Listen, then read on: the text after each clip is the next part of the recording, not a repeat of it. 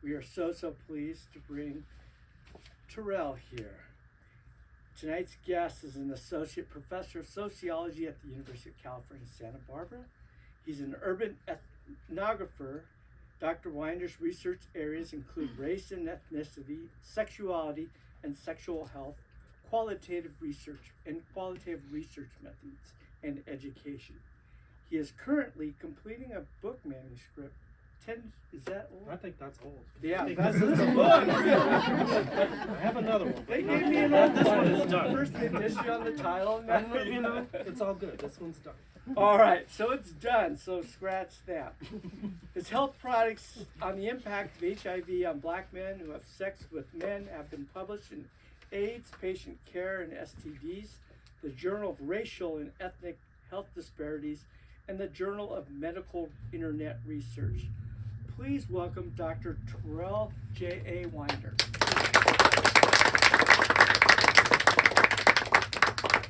Joining our guest tonight is author and feminist studies professor, Dr. Jane Ward. She will lead the discussion.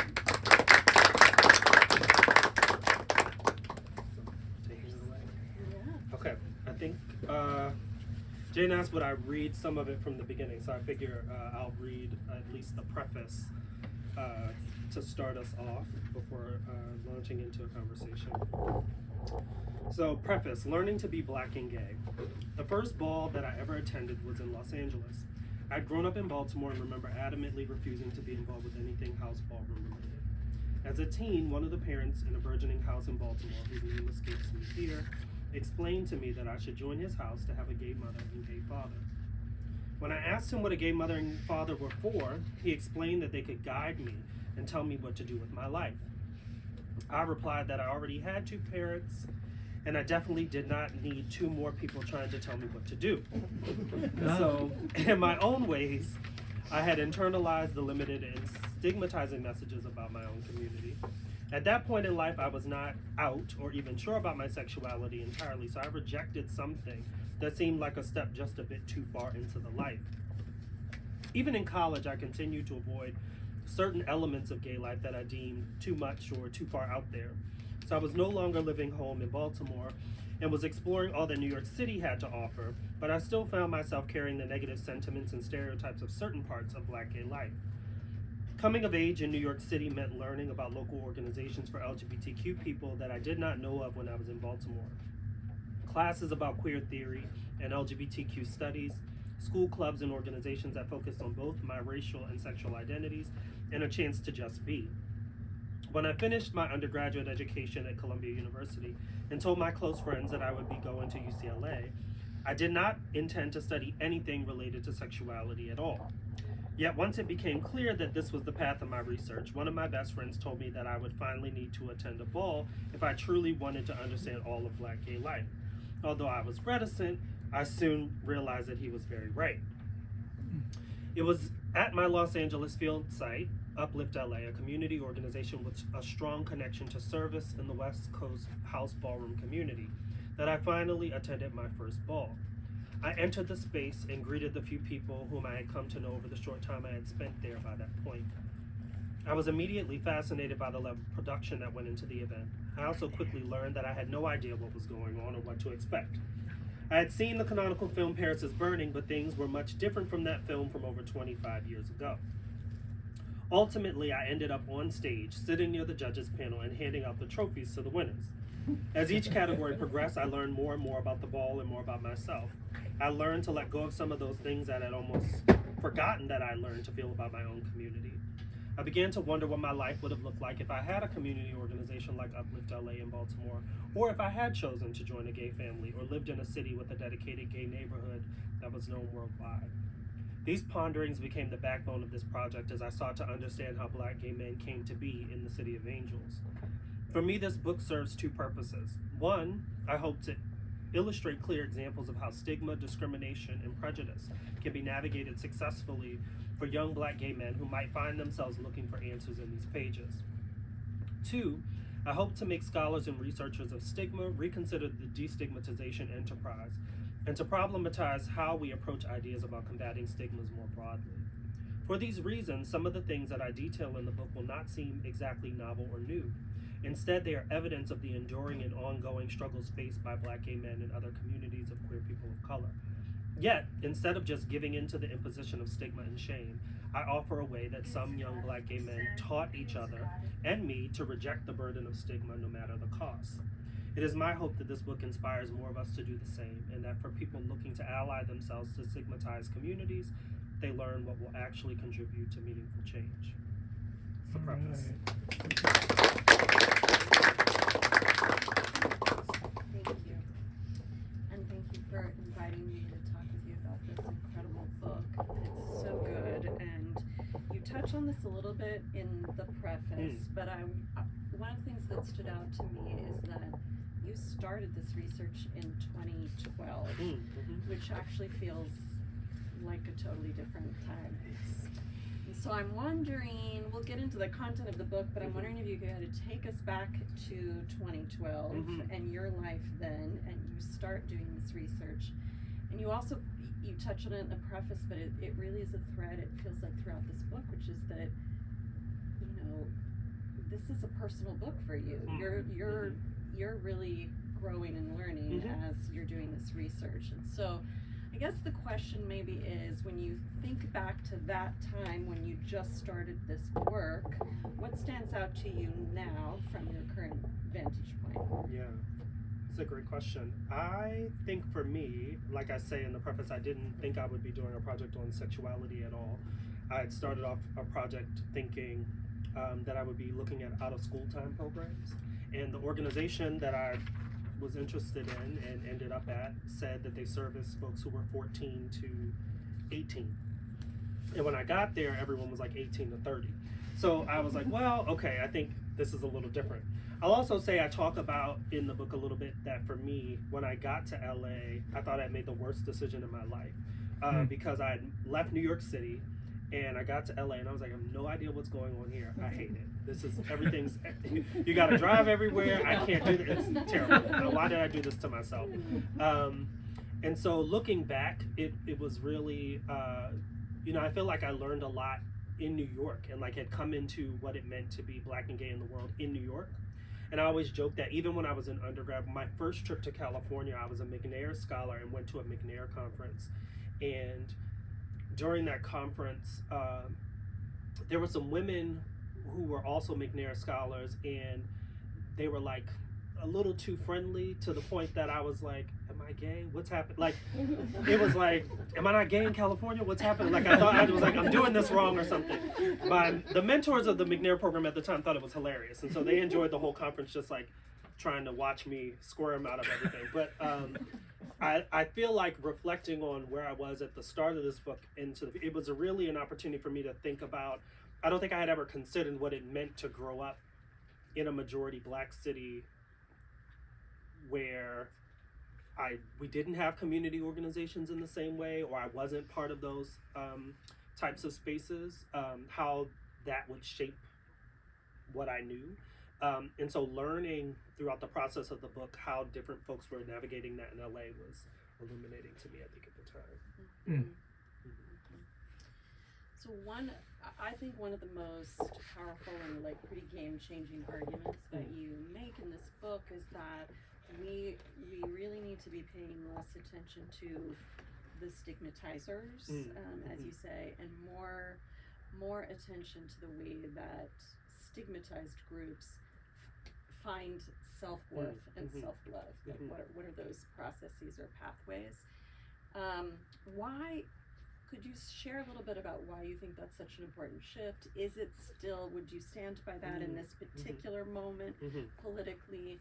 And then I'm going to add one little last thing, which is to talk about, you call this unspoiling, and that's like a theoretical thread in the book. And to get to unspoiling, you take us back to a white man from the 1960s, the sociologist Irving Goffman. So also I'm wondering about your decision to, you know, like, what was it about Goffman that spoke to you? And why does would he be surprised to be in this book about Black men? I don't know. That's a good question. I'll say my one argument always is like, I started off in grad school being like, I need to be pragmatic. If I'm going to be arguing with people's ideas, let them be dead. And so I was like, I'm going to put Goffman and Du Bois in conversation with each other so that we won't do that. But no, but seriously, for me, it was that I think the name of that book, Stigma, Management of a Spoiled Identity, spoiledness as a concept to me meant perpetuity. Like most things in life, when they're spoiled, they're bad. It's over for them, right? I mean, and so it was a process of me thinking through what does it mean for someone who's living with this idea that their identity might be spoiled if it doesn't feel spoiled to them, like as a bad thing perpetually. Where do they find a source of joy and desire in that? And so I wanted to rework the notion of spoiledness into unspoiling, because I think we know a lot about how groups become spoiled or become stigmatized over time. But less people, I think, are focused on what is a true pathway out of stigma identity or a spoiled identity, and what things can become unspoiled and what things cannot, right? And so I think we talk about destigmatization, and, you know, a lot of things that have happened, I think, are not destigmatization processes actually. Like, you know, if I feel more comfortable about myself, that doesn't stop other people from holding that stigma or it looming in the world. And I also think, you know, many interventions target the people who are living with stigma rather than the stigmatizer, right? And so I was hoping to make us think and wrestle with the language around that, right? That, you know, teaching me how to cope with racist people doesn't fix racism. Teaching me how to deal with stigma doesn't fix stigma, right? And so I wanted to, one, differentiate that language and make it clear that what I'm talking about is how people work through the spoiledness or the concept of spoiledness in their own identities, but that if we really were focused on destigmatization, the people who need the intervention are not the people in the book. It's like the stigmatizer who has created it. And so I think that language, working especially in this field of, you know, thinking about the lives of stigmatized groups and people who are in marginalized populations, it was important to highlight that distinction for me.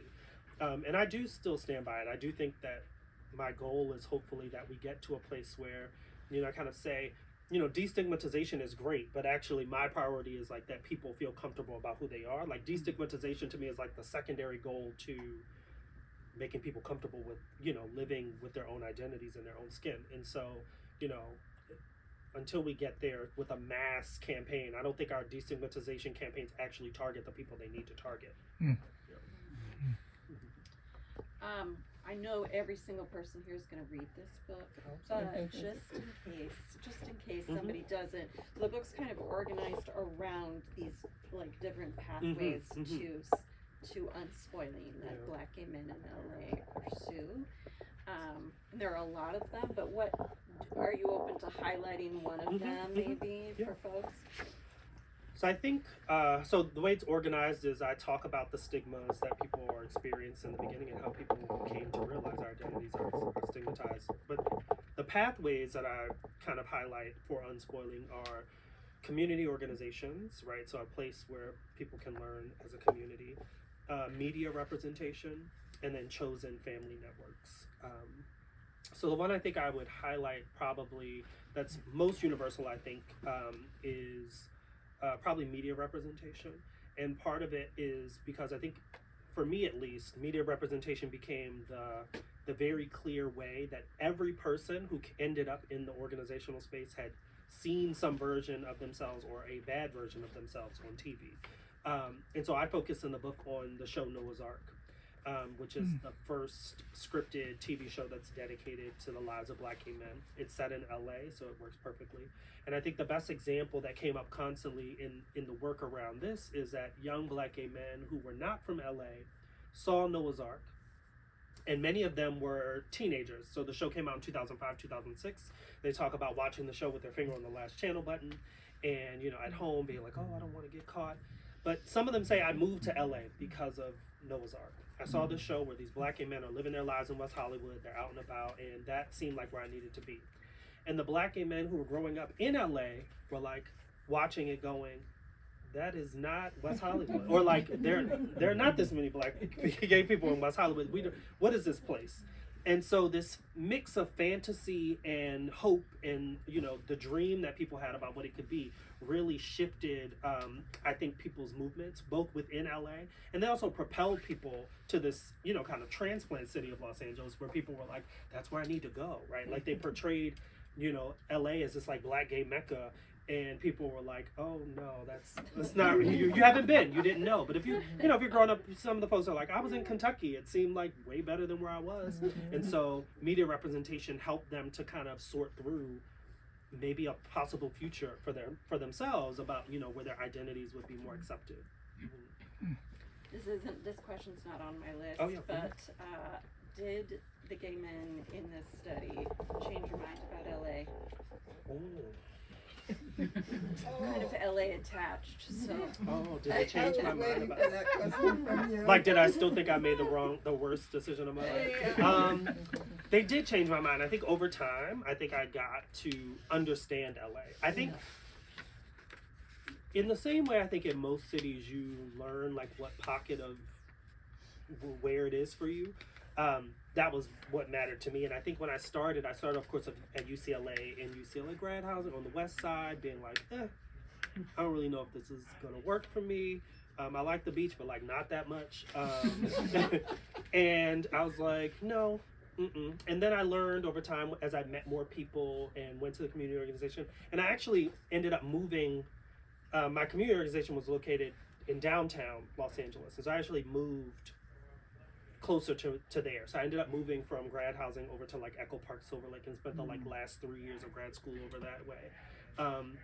But it was just a whole different place that I hadn't understood. Like, and one of the things I try to highlight is like transportation, I think, to people in LA doesn't make sense until you get there, where it's like you can see where you need to be, but you know you're not going to get there for an hour, right? Like on the highway. And so I had to learn that, right, over time.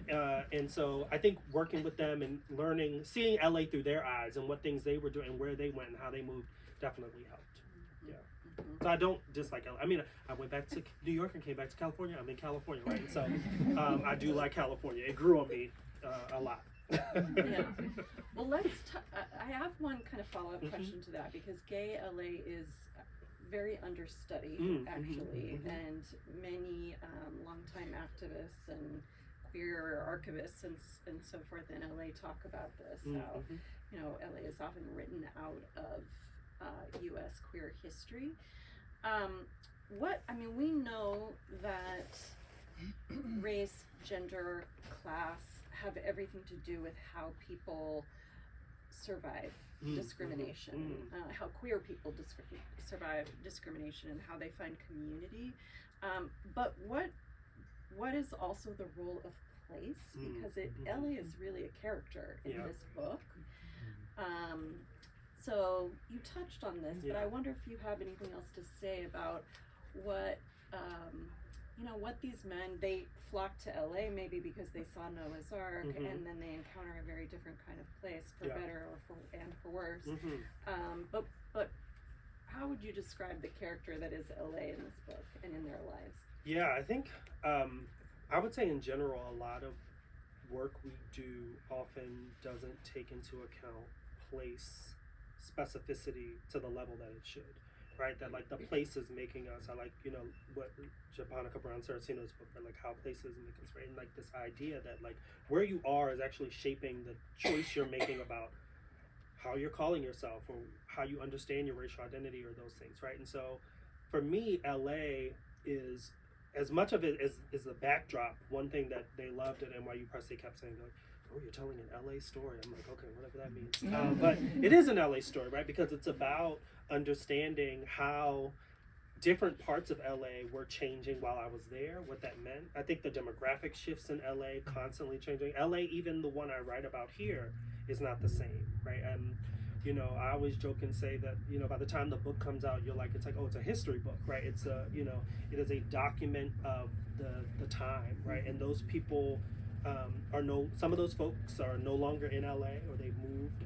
People have moved jobs and places, and so even the community organization doesn't do the same programming that it did during this period. It has changed, and so I think it's important to highlight that LA plays a role not only in the makeup of like demographically where people are situated, transportation across the city, right? Like it played a massive role. So how people were exposed to stigma, I argue, is directly correlated or directly connected to, you know, whether or not you're in your own car or you're on public transportation, right? Like those things all play a role in it. Like, are you typically going to, you know, the Fox Hills Mall, which is now, what do they call it, Westville, Culver City, versus, you know, Century City Mall or something, right? So like where you are in LA is fully shaping how you even understand your own identity.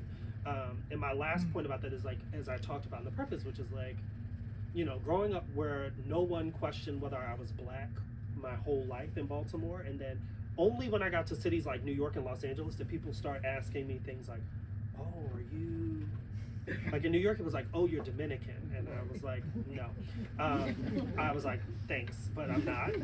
And even when I got to LA, someone who was in a cohort above me in grad school ran to the other folks when she saw me in the hallway and was like, there's a Dominican boy in the first year cohort. And then when they finally met me, I was like, I'm so sorry. Like, sorry, false advertisement. But in LA, everyone kept asking me, was I part Arab in some way? And and that has continued even from then, even up to now. And so it helped me to think a little bit more about like how people are perceiving race in everyday life and what things are signaling what to people. Because in growing up in a more, like, you know, Baltimore's a 60% Black city. So no one ever questioned whether I was Black. Only when I moved to other places did people start to ask this question, and I was just perplexed by it. And so that also plays a role in my understanding of like how race plays a role, how the space plays a role where you're located. Mm-hmm. So all of this research was ended before Trump. So I think like 2012 to 2016. And, you know, one could argue that things have gotten worse, arguably worse for Black people, arguably worse for gay people, worse for trans people. Do you think this project would be different if you did it now? Are you in touch with any of these folks or these organizations? How are they coping? Yeah, I think working backwards on that, I'm definitely in touch with folks from the project and from the organization. They, you know, I probably talk to folks from the project once a week, like different people from the project, like, and so I'm still connected to them and follow them. They follow me and all of that. And so, I think one thing that was important is when I started this project, when I said I was working on a project about Black gay men, one thing that people used to say all the time was, oh, you must be studying HIV, you must be doing HIV. And that bothered me a lot. And so I talk about that in the book, that, you know, the goal, this is not a book about HIV, but it is a book about how HIV funding has created this landscape where there are community organizations and resources where people are then getting these other things serviced in their lives, like things that they need to address. Like LA has a huge, you know, homeless issue, right? Like it's an unhoused issue, or lack of housing, really. It has a big, you know, transportation's not the greatest. I always say LA is not known for its transportation. And, you know, for me, it was important to highlight, while people may make that assumption about HIV being there, that actually these organizations are doing so much more than that.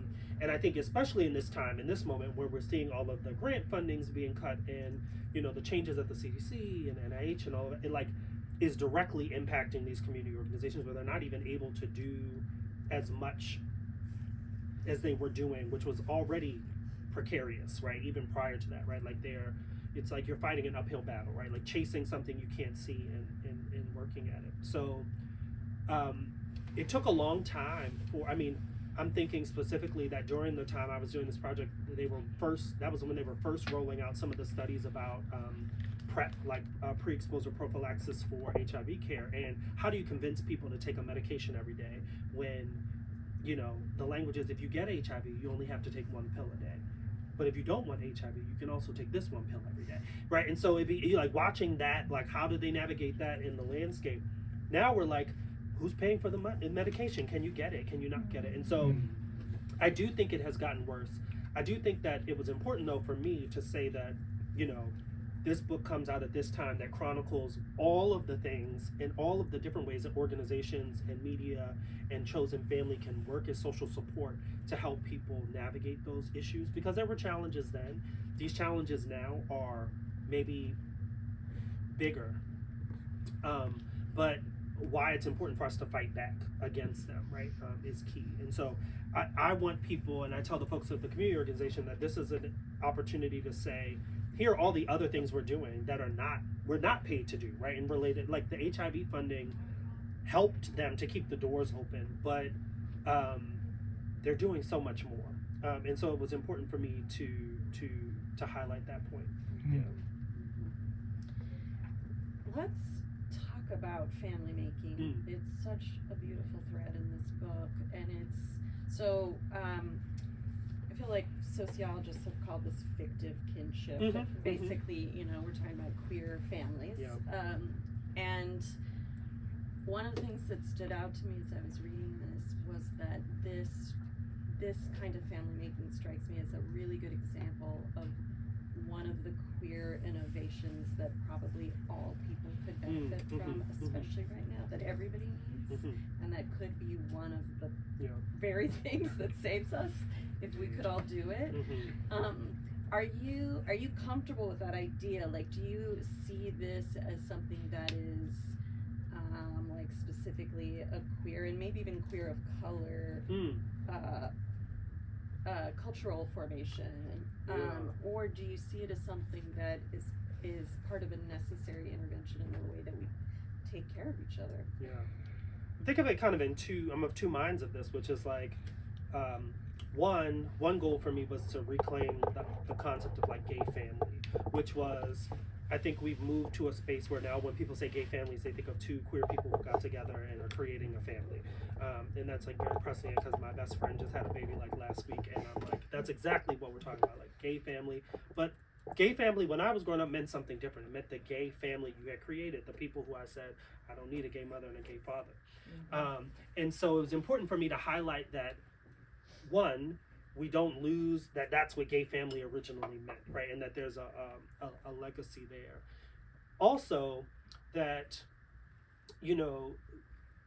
fictive kinship, or this idea of fictiveness, I think other folks have problematized, and that I wanted to be in conversation with, to say, like, it's not a fictive family. It is their, or for many people, it is their family, right? And that it can be a supplement to your biological family, but for many queer people, sometimes it is a replacement for that family you don't have, like you don't have a relationship with them. So I think sometimes when we call it fictive as sociologists, it sounds like play, or like a joke, not real, but it's like for people that is their family. And I wanted to highlight how in the books, people are like, no, I'm paying my child's phone bill if I have to, or helping them if they need to stay with me. Like, it's an actual relationship that people are building.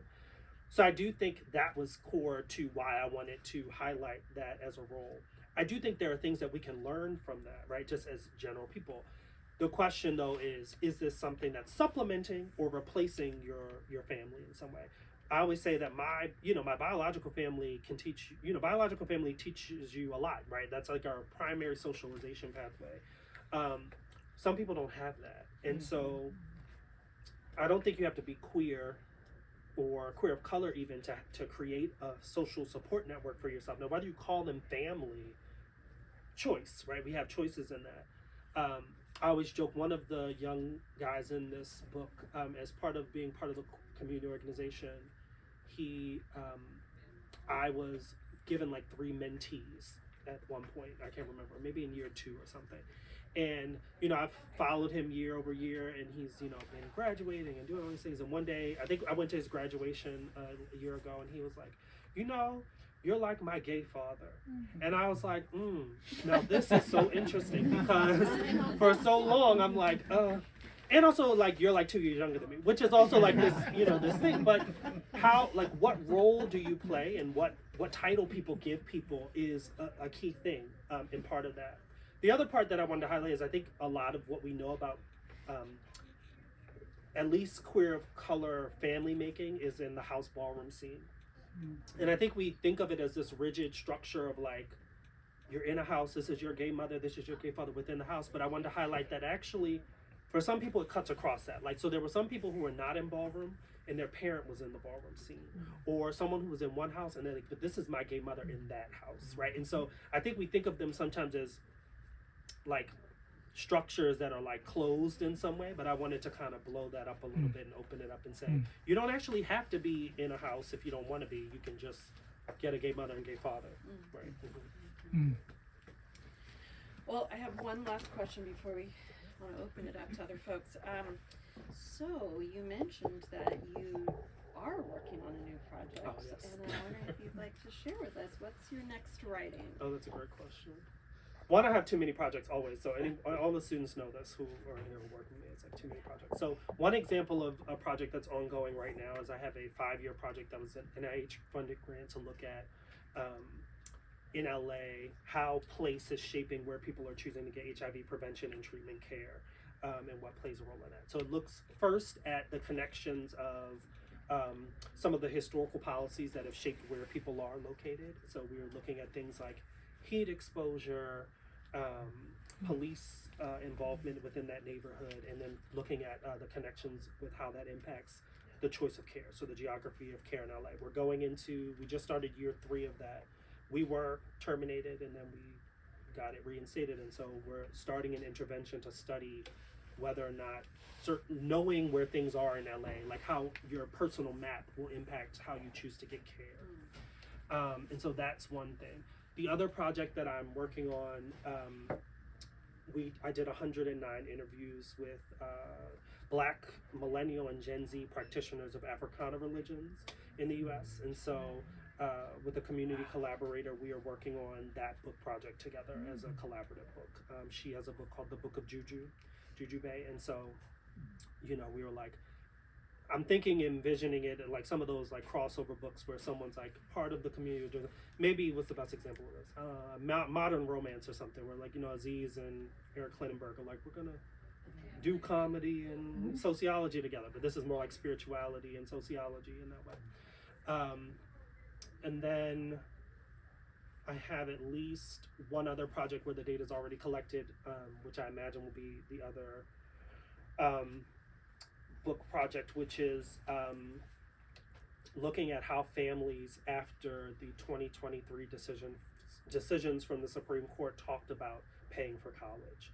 And so we interviewed dyads. So we did 50 interviews with like a parent and their child and talked about how they talked about paying for college and what they hoped for college and what they wanted. And then we ran a survey, like an experimental vignette survey, to see if different sources of information changed whether or not you were more or less likely to take out a loan to pay for college. So those are the 3 kind of ones that I'll talk about. Yeah. Too many. I know. I need more me. But it's great to have like so many of the graduate students here, especially, have been helping me work with those projects and do great things.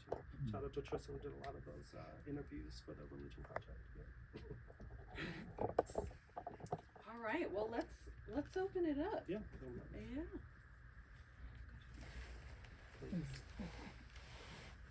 Terrell, thank you so much for a beautiful book. We got it a few weeks ago, and it's been a pleasure reading it at home with the family. Beautiful cover, by the way. Thank you. So my question is, intersectionality, the way you approach it is very nuanced. I wonder what it teaches contemporary sociology in terms of our conversations today. Yeah, that's a great question. I think, at least how I'm thinking about, one thing that I wanted to tie in for intersectionality at least was, I mentioned Du Bois earlier, so this idea of, double consciousness was important for me to think through, and this idea of the burden of second sight. And I wanted to highlight, well, what does it mean when it's not the burden of are you black or are you American only? It was also this question of, am I black enough because I'm gay, or am I gay enough because I'm black, or these other, like, what is the other community or the other things that you were doing? So I went through multiple versions of the term in the book, but I settled on intersectional consciousness because I think it ties it to this legacy of thinking about the different ways that society, different social institutions force you sometimes to make choices about how you see yourself and how you can engage with others. And so it was important for me to bring Du Bois's concept of double consciousness into a more intersectional frame, to say it's not just race and nationality. Sometimes it's these other things, and that your intersectional experience could also be within a monoracial experience, right? Like some of these folks are talking about growing up and living in black communities in LA, which are changing demographically very rapidly, but that they struggle sometimes to even claim space within those communities, right? And so what is the double consciousness there? How I have to see myself as you see me as a gay person, right? Which is accounted for, but also I think needed to be added onto it. So it's like an expansion of that, putting those in conversation. So the intersectional and the double consciousness is how I think about it. Yeah.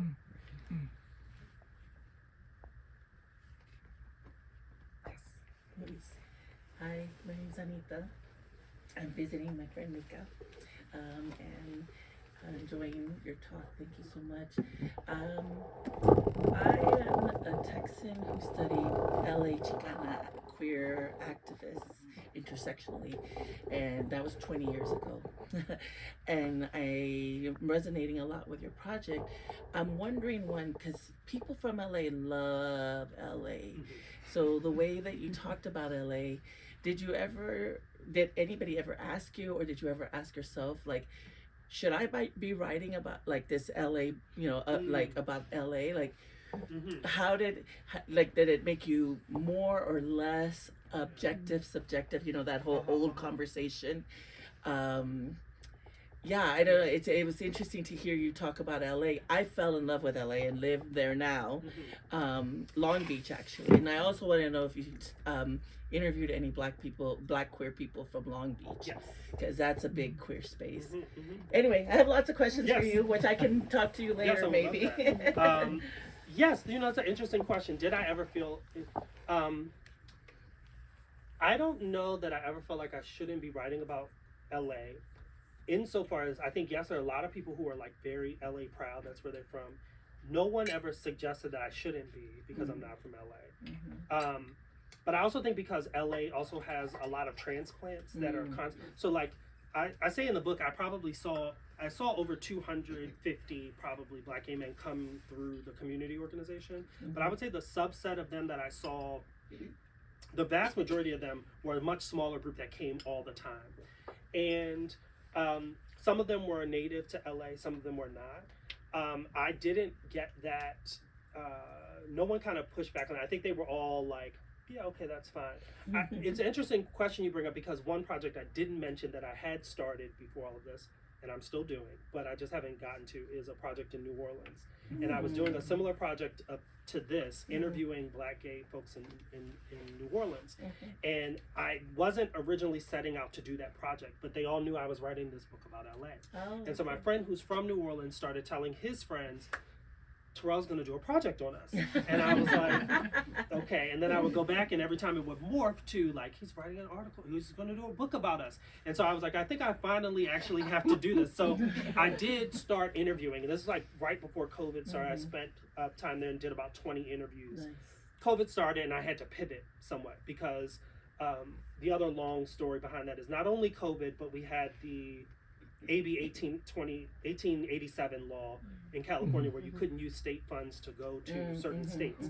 And so I had to fight to get that also changed. So I hope to go back to finish that ethnographic project in New Orleans, but that was a great example, because I thought that question, I was like, are you sure you want me to write this book about you all from New Orleans? Because they are also a group of folks who are very proud about, are you from New Orleans or not? And especially as they're fighting against this like resurgent, or like, people who are moving in post Katrina, who have a very different understanding of racial politics than what things have existed there for over 100 years, right? And so watching those debates rage, like, is the Zulu face painting, minstrelsy, right? Is it blackface? Is it problematic? And watching folks argue about this, who are black people from New Orleans, but people who have moved to New Orleans from other places, their outside perception has been interesting. And so I asked them, I'm like, you all want me to do this project? And they kept saying, yeah. Almost all of them, I think, are born and raised in New Orleans. And so it is something I think about, like, should I be doing this project on this place? But I try to lean into if the community and the people who I'm working with are like, yes, then yes, I'll do that. I've also been like, the other piece, like the Africana Religions Project, part of why I'm doing that and saying it's a collaborative book project and I was working close is because I don't practice an Africana religion. And so I'm bringing the sociological study of the experience, but I also wanted to be true to, having someone who's part of that community talking to that. And so my collaborator actually presented about the project with me at the Sociology of Religion conference last week in New York. So she's based in New York, so she came to do that talk because I wanted to be sure that it's not just me talking about these people who are practicing something. It's like, it's collaborative with the folks who are part of it. Yeah. Beautiful, thank you. You've talked about the role of place in LA, and you've also described it as a very transient place, right? You talked about a lot of folks who've moved there. Yeah. And you also talked about ballroom culture, and so I was thinking, for example, there's houses all across Europe, right? And the vernacular that people use is very inspired by U.S. ballroom culture. So on the flip side of that, is the unspoiling work that these men do, to what extent is that also an international practice, especially because people might have ancestral ties to other places. Not everybody might be a citizen. Yeah, it's a great question.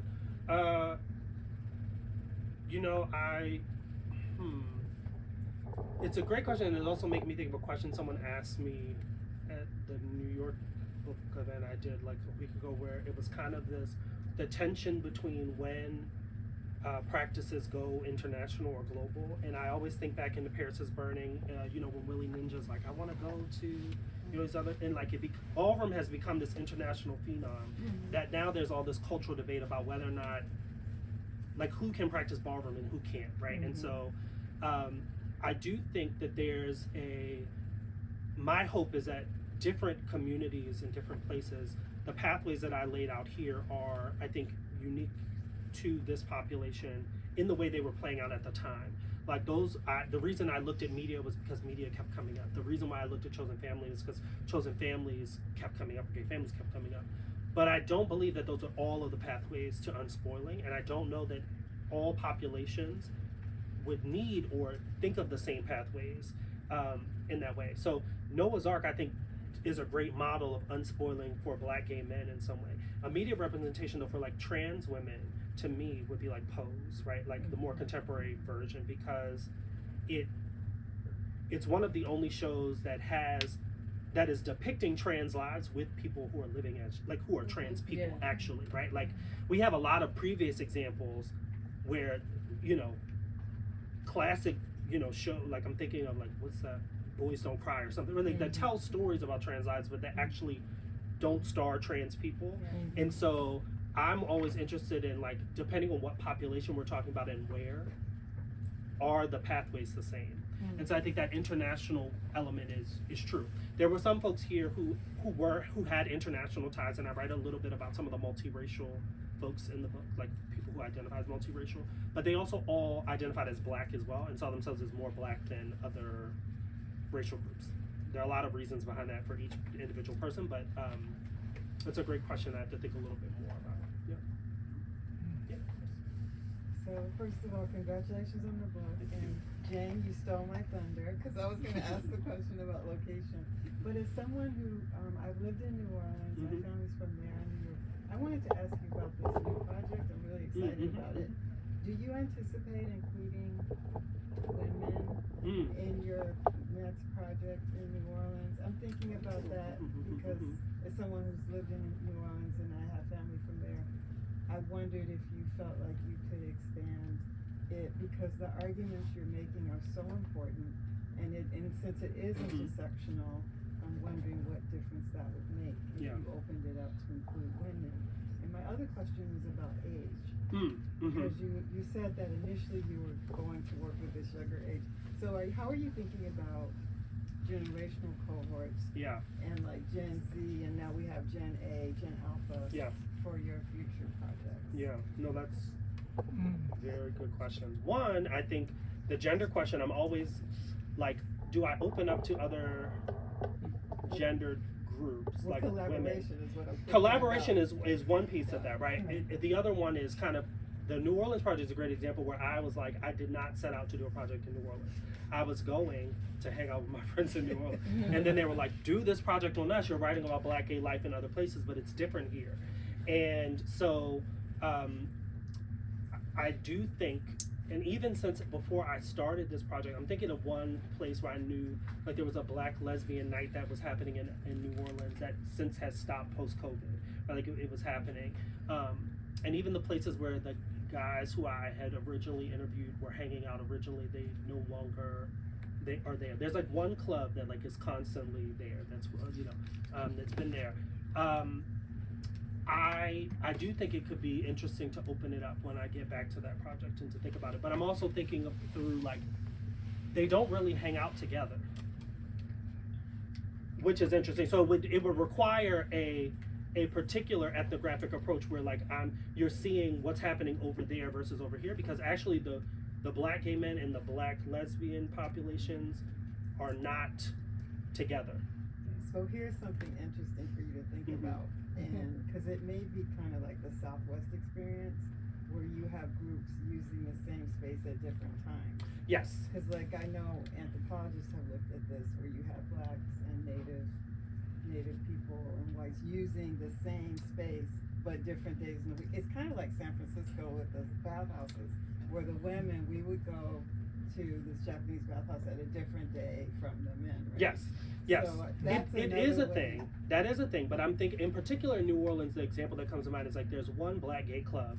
I don't think there's a night when women are there, like lesbians, like the Page is the there's no night where it's like a Black gay club. But I also for men, and I think that's, I want to say it's almost a universal thing in most cities, right? Like that most of the like dedicated physical spaces that we have are for men or target men, and that women have much fewer spaces to congregate physically that are like set like always. So Now, did COVID change that is my question. I think a lot of things have changed it, like the closing of gay bars. So I'm thinking of like Gregor Madsen's work and then Amin's work on like changing of nightlife. But like, there are definitely places and spaces which are like changing by the night. One example of this is in New York. There was a one New Year's Eve. I was in New York like as part when I was doing this project, and there was a party that went from 8 to 1 for New Year's Eve. That was for straight people, and then from 1 to 8, it was for gay people. And all the gay people were outside, and all the people were leaving, and they were like, "It's over, y'all, it's over." And all the gay people were like, "What are you talking about? It hasn't even started." And so watching that happen, so that definitely is a thing that's going on in New Orleans. I have to see. Because I knew that there was one physical club where lesbians went a lot that I know has since closed. I don't know what's replaced it since then.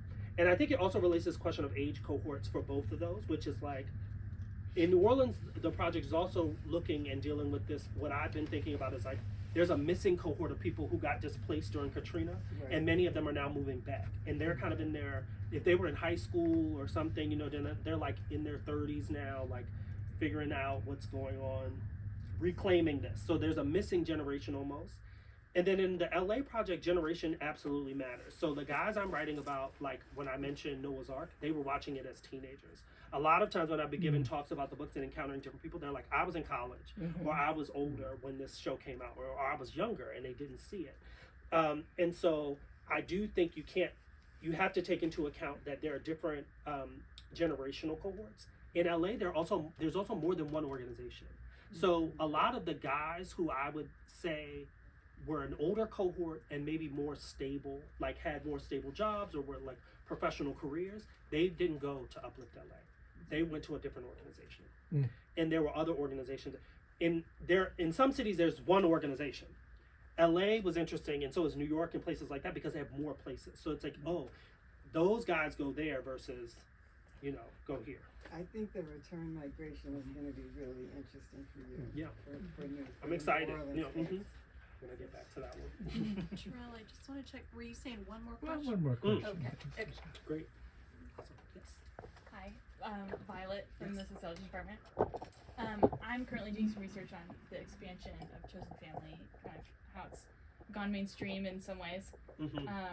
I can cut to the chase. It's kind of a neoliberalization. Sure, It's kind of a sure. commodification. And so I was really interested in Jane's question about the uniqueness of Chosen Family in this community, and then also what you might, if you had thoughts kind of on the heteronormative structure though, the gay mother, gay father, when that's complicated, Yeah. how it takes shape, and what if you found any challenges with folks who maybe really wanted that kind of family formation, but it wasn't working, and how? It's a great question. I think no matter what project we're looking at in terms of queer community, you're always like brushing up against this, like, do we have to replicate the structure, like the heteronormative structure? And so I was always looking for examples of people who were like, can you have two gay mothers, or is it like how do you determine? And so one of the things that I write about, and the tension that comes to mind actually in the book, is it was less about gay mother. It was like, actually, how do you determine someone's your gay son or your gay daughter? And one of the families I write about, someone left the family because the gay mother decided, you're my daughter, and he didn't want to be seen as a daughter, and expressed that, and he still kept calling his gay daughter. And I look at that a lot as like, these are like, it's the same thing as like in a biological family where you're like, your parents are bad with trans identity. Like your child is like, call me this, and you're saying that. And it's like, even if you think about creating a new family within this new structure that's supposed to be liberatory, you're still fighting against the same thing, right? Which is, are people going to actually recognize the way you want to be seen and move throughout the world? So I think there's a lot of, as much as I think these families can be liberatory and like brush up again, like destroy the structure and break things down, a lot of it is also replication, and I try to highlight that. I also highlight that I think, for me at least, a lot of, it's something that comes up in a lot of classes. I think that we think that queer people in particular, are often at the forefront of blowing up like gender categories or family experts, but actually a lot of times they're not. And for many reasons, one, which is a lot of the guys in this book don't blow up the gender like binary or think of it in that way, because they've been told all their lives they're not men, and so they have an even stronger investment in the category of manness by like trying to stake a claim to it, right? And so I think sometimes it's right there. It's like, you could be liberatory. It's like, I can't remember there was like the famous like lesbian writer who wrote the column in the newspaper, who was like, oh, we fought for all of this, and the best things you all could come up with was like gay marriage and joining the military or whatever. It's like, like you fight for these rights and it should be liberatory and destroying everything, but in many cases where it's like replication, or like trying to bring in those heteronormative structures and blow those and not blow them up, but like reinscribe them. And so I do think there's a lot of liberatory potential there. Whether people are claiming it, I don't know. Thank you. Thank you. Awesome. Thank you all so much.